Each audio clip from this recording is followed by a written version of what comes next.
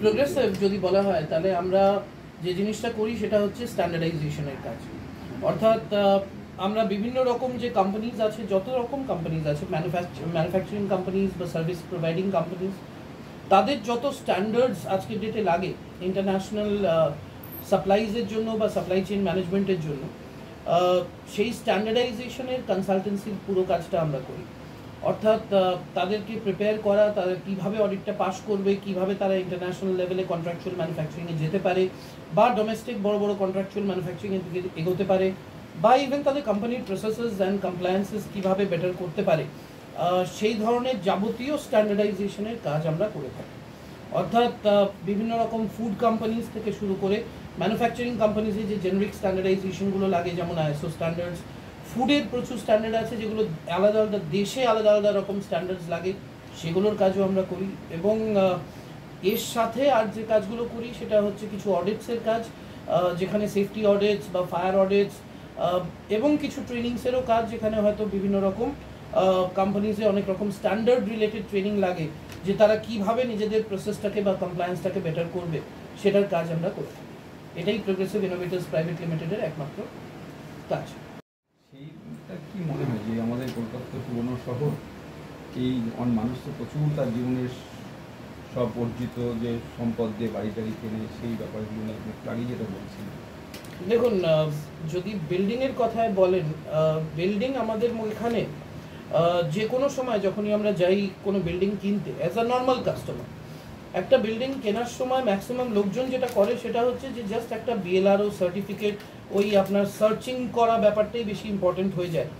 কিন্তু বোধহয় একটা বিল্ডিং কেনার সময় ভীষণ একটা বিল্ডিং তো না, একটা ফ্ল্যাট কেনার সময় বোধহয় ভীষণ ক্রিটিক্যাল হয় একটা মধ্যবিত্তের জন্য এটা বুঝে নেওয়া যে বিল্ডিংটা আমি কিনছি সেটা আদৌ সেফ কিনা। তো সেই সেফটি পার্সপেক্টিভের দিক থেকে যদি দেখা যায়, সেখানে কিন্তু গভর্নমেন্ট রুলস আছে যে বিল্ডিং স্টেবিলিটি সার্টিফিকেট, সেই জিনিসটাকে দেওয়া কাস্টমারকে, কিন্তু আইডিয়ালি কাস্টমার যে কোনো সময় সেই বিল্ডিং স্টেবিলিটি সার্টিফিকেট চাইতেই পারে তার বিল্ডারের থেকে। এবং এর সাথে হয়তো কিছু safety audits, fire audits, electrical audits, সেই অডিট রিপোর্টগুলো অবশ্যই চেয়ে নেওয়া উচিত যে তার বিল্ডিংয়ের মধ্যে ফায়ার সেফটির সমস্ত প্রভিশনসগুলো করা আছে কিনা, আগুন লাগলে পরে তাতে সেখান থেকে তিনি ভালোভাবে বেঁচে বেরিয়ে আসতে পারবেন কিনা। বিল্ডিং স্টেবিলিটিটা অবভিয়াসলি সব থেকে ইম্পর্টেন্ট এই জন্য, বিকজ কোনো রকমভাবে যাতে বিল্ডিং পড়ে যাওয়া বা কোনো ব্যালকনি ভেঙে পড়া এই ধরনের কোনো ঘটনা যেন কোথাও না ঘটে। এদের ক্রেতারা কি বারে বারে তারা উপেক্ষিত হচ্ছেন বা তারা অনেক সময় নানাভাবে বঞ্চিত হচ্ছেন? এই দেখুন, ক্রেতারা বঞ্চিত হচ্ছেন কিনা সেটা জানি না, বাট ক্রেতারা এটা বলতে পারি যে ক্রেতাদের বোধহয় সচেতন হওয়াটা ভীষণ প্রয়োজন, যে আমাদের এক্স্যাক্টলি কি কি দেখে নেওয়া উচিত। এই ব্যাপারগুলো বোধহয় ভীষণ ইম্পর্টেন্ট হয়ে যায়, যে আমরা শুধু ওই একটা সার্টিফিকেট বা একটা লাইসেন্স বা একটা হীরা বা রেরা দেখে আমি জিনিসটা কিনে নিলাম, কিন্তু তার সাথে সাথে যে জিনিসগুলো বোধহয় খুব ক্রিটিক্যালি চেক করা উচিত সেটা বোধহয় অবভিয়াসলি সেফটি রিলেটেড যা যা অডিটস এবং এই ধরনের সার্টিফিকেটটা। ওষুধের বিষয়ে একটু বললেন আমরা বারে বারে যে বিভিন্ন কোম্পানি যে ওষুধ আমরা নিচ্ছি, সেটা কি মনে হচ্ছে ওখানেও কি ওই খুবই জরুরি আজকের দিনে? দেখুন, স্ট্যান্ডার্ডাইজেশনটা তো শুধু ওষুধের বেলায় নয়, আজকে কোয়ালিটি বলে যে বস্তুটা ফুডের বেলায়, যদি আমি আজকে আপনি যেটা বলছেন মেডিসিন, ওটাও অ্যাকচুয়ালি খাদ্য সেই হিসাবে দেখতে গেলে, কেননা পেটের ভেতরে যে কোনো জিনিস যাচ্ছে সেটাকে খাদ্যের মধ্যেই ধরা উচিত। আলটিমেটলি যে কোনো ফুড আইটেম, সেটা কিন্তু গভর্নমেন্ট যখন আপনাকে ফাসাই লাইসেন্স দিচ্ছে, বা এই যে কলকাতার বুকে এত এত রেস্টুরেন্ট, টেক অ্যাওয়ে জয়েন্টস এই সব জায়গায় যাচ্ছে, আপনি যদি দেখেন সবার কাছে দেখবেন একটা ফাসাই বলে একটা লাইসেন্স আছে। এই ফাসাই লাইসেন্সটা কিন্তু জাস্ট একটা বেসিক, আপনি যদি চেক করে দেখেন ফাসাই লাইসেন্সের মাঝখানে পরিষ্কার লেখা আছে যে এই ফাসাই লাইসেন্সটা তবেই বৈধ যদি একমাত্র যাকে লাইসেন্সটা দেওয়া হয়েছে সে এফএসএস অ্যাক্ট 2006 এর সমস্ত প্রভিশনস তার ওই ছোট্ট ফুড বিজনেসটার ভেতরে যাতে সে সব রকমভাবে ইমপ্লিমেন্ট করে থাকে। অর্থাৎ স্ট্যান্ডার্ডস, অর্থাৎ ফুড সেফটি ম্যানেজমেন্ট সিস্টেম বা ISO 22000 এর মতো স্ট্যান্ডার্ড ইমপ্লিমেন্টেশন যদি সে না করছে, তাহলে কিন্তু ওই লাইসেন্সটাই অ্যাকচুয়ালি বৈধ নয়, সেটাই ওই লাইসেন্সটার ভেতরে কিন্তু পরিষ্কার লেখা আছে। কিন্তু ম্যাক্সিমাম বিজনেস চলে ওই ফুড সেফটি দিয়ে চলে যাচ্ছে। বাট ওষুধের বেলায় আমি এটুকু বলতে পারি, ওষুধের বেলায় কিন্তু যথেষ্ট কড়াকড়ি আছে এবং সেখানে গুড ম্যানুফ্যাকচারিং প্র্যাকটিসেসের মতো স্ট্যান্ডার্ডস রীতিমতো ফলো করে চলতে হয়। হ্যাঁ সেখানে হয়তো কোথাও কোথাও একটু একটু ফ্লস থেকে যেতে পারে, সেটা ডেফিনেটলি আমার মনে হয় সরকার দেখবে।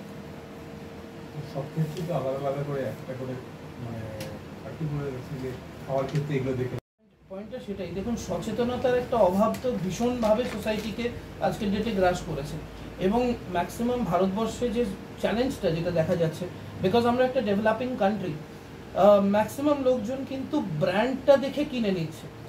সচেতনতা বোধহয় ব্র্যান্ডের সাথে সাথে আরও এটা দরকার যে এই ব্র্যান্ডটার মধ্যে অ্যাকচুয়াল কোয়ালিটি আছে কিনা।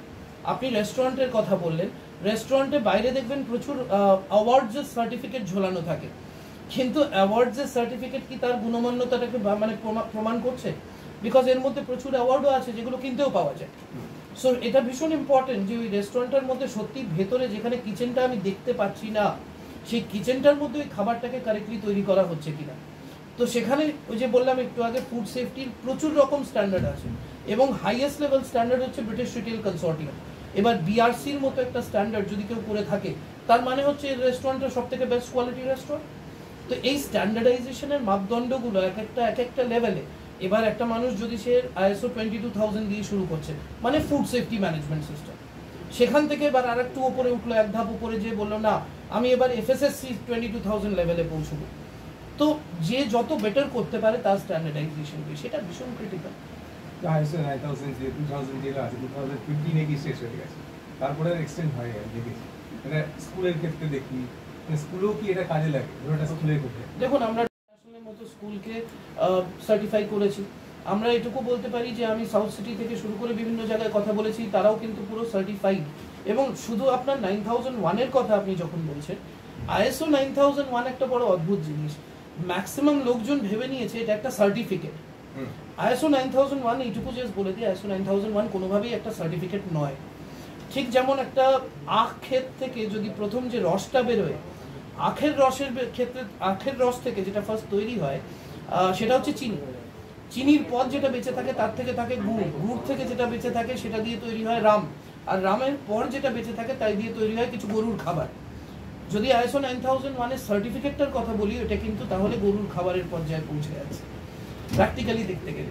বিকজ ISO 9001-এর মেন রসটা হচ্ছে যেটা চিনিটা, এই চিনিটা হচ্ছে আপনার প্রসেসটা, আমার কোম্পানির পুরো জিনিসটা কিভাবে চলবে, ধাপে ধাপে ধাপে ধাপে একটা একটা করে, যাতে প্রতিটা স্টেপে আমি কোয়ালিটির দিকে ফোকাস রাখতে পারি। কারেক্ট? এই হচ্ছে টোটাল কাজ আমাদের। ISO 9001-এর প্রসেস ম্যানেজমেন্ট একটা বিশাল বড় সাবজেক্ট, ওটা নিয়ে তো অবশ্যই আমরা কাজ করি, বাট এখন তার থেকেও আরো অনেক স্ট্যান্ডার্ডস চলে এসেছে যেগুলো ভীষণ ক্রিটিক্যাল, সেগুলোর কাজ হতেই থাকে। MSMEর জন্য বোঝা, নিজেদের জন্য বোঝা, যে MSME যতক্ষণ পর্যন্ত বেঙ্গলে একটা টাইম ছিল যখন ওই গদি থেকে বিজনেসটা চালানো হতো, এখন গদির থেকে অনেক বেশি ইম্পর্টেন্ট কিন্তু ভারতবর্ষে হয়ে গেছে। যেহেতু এত গ্লোবালাইজেশন হয়েছে, এত ব্র্যান্ডস ঢুকেছে, MSMEsদের বুঝতে হবে যে এখন ব্র্যান্ডরাই মেজর কিনছে জিনিসপত্র, আর সেখানে স্ট্যান্ডার্ডাইজেশন যদি আমি না করি, আমি কোনোভাবেই বড় ব্র্যান্ডের কাছে যেয়ে পৌঁছতে পারবো না। সো MSMEsদের গ্রো করার রাস্তা, আমাদের বেঙ্গলে সব থেকে বেশি MSME আছে, হাইয়েস্ট নাম্বার অফ MSME আমাদের ওয়েস্ট বেঙ্গলে, আর সেখানে এই MSMEর মধ্যে অনেকেই আছে যারা কিনা হয়তো এমপ্লয়মেন্ট প্রোভাইড করছে না, বাট আবার একটা বিশাল সংখ্যা আছে যেখানে কিনা মধ্যবিত্তের পরিবার কিন্তু এই MSMEর জন্য চলছে।